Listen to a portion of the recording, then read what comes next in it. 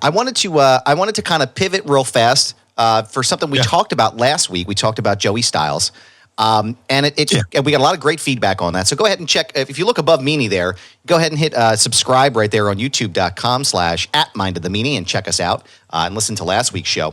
But we talked about Joey Styles last week, and it got me thinking of some other people that you may have interacted with or interfaced with during your time in the pro wrestling world. And Sam Roberts, friend of the show. Yeah. At the beginning of his show, he has an intro by, the legendary Howard Finkel. Yes. And I wanted to know if you had any good blue stories about Howard Finkel, the Fink, if you will, and if you had any good stories with him. Howard Finkel was so cool. Such a good guy. And, when you go, you go to WWE and you start doing TVs and, Howard, besides, being a, world famous, world renowned ring announcer and probably one of the best ever, he would do stuff behind the scenes. He would book the travel. And, if you had, you had a flight you had to catch or, a flight, need to be rerouted or it was, "Hi, Brian, this is Howard from the office. Calling to give you your flight information. You're leaving on Tuesday." And, just kind of cool that, I wish, I had the technology back then to record voicemails. Cause just to have a voicemail from Howard Finkel, it's just oh, dude, this is ridiculous. This is awesome. This is my childhood right here. Growing up watching WWF TV, they would have matches where, they would have voiceovers for the upcoming dates. This set. Hello, folks. Just a reminder that we'll be at the Ag Hall in Allentown, Pennsylvania, on Friday, whatever. Or we'll be in Poughkeepsie. At the or whatever. So to have that voice coming through my phone saying my name, pretty cool. That is pretty sick. Pretty cool. But you're at TVs and you got a little bit of downtime. You're walking around. And you just sit down next to Howard and just bullshit and shoot the breeze. And what a lot of people don't realize or may not know is Howard is a old school rocker. He's a rock and roller, man. He's huge he was huge into the Stones and rock bands and stuff like that. And me and him bonded over my love for the Black Crowes, and I bring it up to him. He's like, "Oh, I love the Black Crowes," and we just sit there and just talk about music. And then years ago, a buddy of mine, Jeremiah, gave me back when making CDs was a rare thing. Yeah. My buddy Jeremy made me this CD of Black Crowes B-sides. I made a copy for Howard and I gave that to him. He's like, "How are these songs not on the radio?" Just kind of thing, I played that song before, the Black Crowes song, "Must Be Over." And he's like, "How is this song not on the radio? This song's great," and just, talk. And then, we would talk about, sports. He was a huge Jets fan. And, when you heard he got ill, you heard he got ill and then that just, bummed me out because you would see him. I would always see him at conventions. Yeah. There's a convention, Legends of the Ring. They would always have Howard there. He would have his own merch table. And then, they would have him do announcements, throughout the convention for different things going on, and always greeted me with a smile, always gave me a hug. I gave him a hug, and, just one of the all-time best. A lot of people might not know he was the very first employee of the WWF after Vince bought the company. The first one they signed, the work for the company, and, he was such an asset.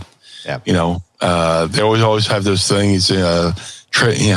Master. He was like the master of the trivia with Think the Fink, and early days of AOL, they had a feature called Think the Fink, and you go in there and try to do the trivia and stuff like that. And just, I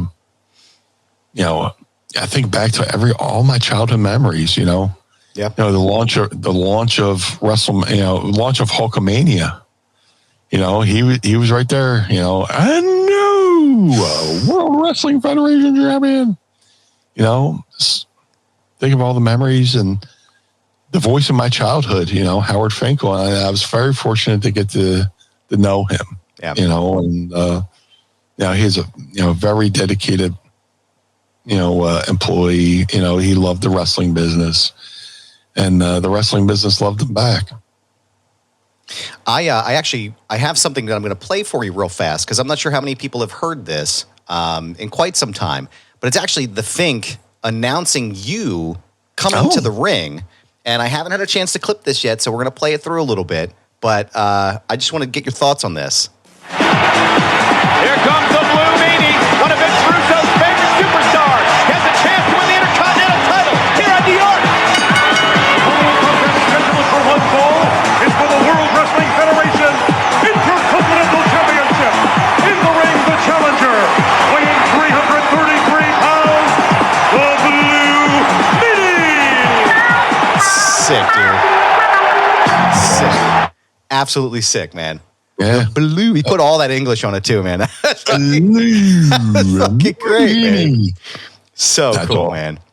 That was from. I don't realize I challenged for the Intercontinental belt a couple times. So that is so. I'm looking at this. It's The Godfather. It looks like it was from Sunday Night Heat in 1999, if I'm recalling correctly. yeah, Which that's pretty sick, man. How many times did you challenge for the Intercontinental title? at least 3. Crazy. I know I challenged Godfather, challenged Jeff Jarrett, and I might have been Godfather twice. I'm sorry. And once was Val Venus when he was Intercontinental champion. I just happened to work out that way. It's pretty cool. That is pretty sick, man. Everybody wants to be WWF champion, but like the Intercontinental belt was like the cool championship. That was the working man's title. Yeah. But it was cool. It was so cool to hear, Finkel. I'm very fortunate that I've had, Howard Finkel announce me on my way to the ring. And I think me and Stevie Richards are the last match that Gorilla Monsoon ever called. Whoa. Yeah. And this was Really? like it was for like an international market. Somebody posted it on Twitter and shared it with me. And I'll have to find it. And Yeah. you can play it on here, but it's Gorilla Monsoon. And I want to say Bruce Pritchard and maybe Kevin Kelly. Wow. And it was me and Steve Richards versus Scotty Zappa and Derek Dukes. And Gorilla did the play-by-play on it. And from what I've been told is, that was one of his last, commentary. So, dude, just I've had the opportunity to do so many cool things. Unbelievable. That say these. Well, I think I met Gorilla as a fan, and then I met him backstage a handful of times. He was definitely at WrestleMania. I went up and said hello to him, shook his hand. But to get to know the Fink on a regular basis, Howard Finkel, I cherish those moments. Man, I'd love to hear that audio of Gorilla Monsoon calling that match. That is crazy. That is. Yeah. I'm hoping he hits you. Eradicated Zombie said, I hope he, what a maneuver. I hope that was one of. I might piss myself if I hear that, but I would. It's happening, folks. Right in the solar plexus. Now I would. Right in the bread basket. It's in the bread basket. If you can find that audio, man, we will absolutely play it here on the program. Oh, I definitely have it. It just I thought about it on the fly, and I have to do some digging for it. But maybe we'll save that for next week. I was going to say, if anybody out there, if you can find it before Meanie does, DM it to us at Mine of the Meanie, and we'll absolutely play it on the show because I fucking would love to hear that. Blue or